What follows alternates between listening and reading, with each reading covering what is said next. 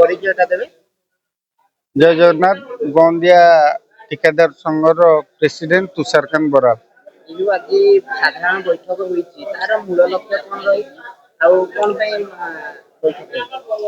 ଆଜି ଗନ୍ଦିଆ ଆମର ଆଗରୁ ବହୁତ ଥର ବୈଠକ ହେଇଛି ଗନ୍ଦିଆ ଆସୋସିଏସନ ପାଇଁ, ଏବଂ ଆଜିର ବୈଠକ ମେନ୍ ଉଦ୍ଦେଶ୍ୟ ଥିଲା ଆମର ଗୋଟେ ନୂତନ କମିଟି ଗଠନ ହେବାର। ଆଉ ନୂତନ କମିଟିରେ ଯାହା ଯାହା ସବୁ ଆଇନ ଆମର ହବ ସବୁ କଣ୍ଟ୍ରାକ୍ଟର ଭାଇମାନେ ମାନିବାକୁ ବାଧ୍ୟ। ଆମର ମେନ୍ ଲକ୍ଷ୍ୟ ହେଲା ଆମର ସିଡ୍ୟୁଲ ରେଟ୍ରେ ଆମେ କେମିତି ସମସ୍ତେ ଭାଇମାନେ ଆମେ ପକେଇବୁ ଟେଣ୍ଡର, ସେଇଟା ହେଲା ଆମର ମେନ୍ ଲକ୍ଷ୍ୟ।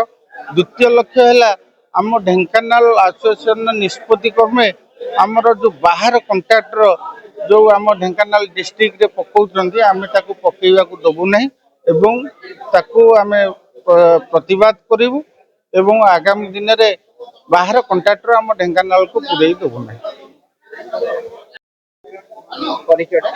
ଚିତ୍ତରଞ୍ଜନ ମହାନ୍ତି, ଉପସଭାପତି, ଗନ୍ଦିଆ ଠିକାଦାର ସଂଘ। ଯୋଉ ଆଜି ଯୋଉ ସାଧାରଣ ବୈଠକ ହେଇଛି ଆପଣ ଉପସଭାପତି ଭାବରେ ମନୋନୀତ ହେଇଛନ୍ତି, କଣ ତା ନେଇ କହିବେ ଆଉ ତାର ମୂଳ ଲକ୍ଷ୍ୟ କଣ ରହିବ? ଆମର ଠିକାଦାର ସଂଘର ମୂଳ ଲକ୍ଷ୍ୟ ହେଉଛି ଆମେ ସିଡ୍ୟୁଲ ରେଟ୍ରେ ସବୁ ପକେଇବୁ ଆଉ ବାହାର ଠିକାଦାର ମାନଙ୍କୁ ଆମ ଢେଙ୍କାନାଳ ଜିଲ୍ଲାରେ ଆମେ କୌଣସି କାମ କରେଇ ଦେବୁ ନାହିଁ, ଆମେ ତାଙ୍କୁ ବିରୋଧ କରିବୁ। ଆଉ ଦେଖାଯାଉଛି ଯୋଉ ବାହାର ମାନେ ଯୋଉମାନେ କନିଷ୍ଠ ଯନ୍ତ୍ରୀ ଅଛନ୍ତି ଠିକାଦାର ମାନଙ୍କୁ ଅନେକ ଜାଗାରେ ହଇରାଣ କରୁଛନ୍ତି, ତା ପାଇଁ କିଛି ପଦକ୍ଷେପ ରହିଛି? ଆମ ଆସୋସିଏସନ ସେଟା ବୁଝିବ। କଣ ବୁଝିବ, କଣ ନିଷ୍ପତ୍ତି ହେଇଛି? ନିଷ୍ପତ୍ତି ହେଇଛି ସେଟା ଆମେ ଲିଖିତ ଭାବେ ଜଣେଇଦେବୁ, ପ୍ରେସକୁ ଦେଇଦେବୁ।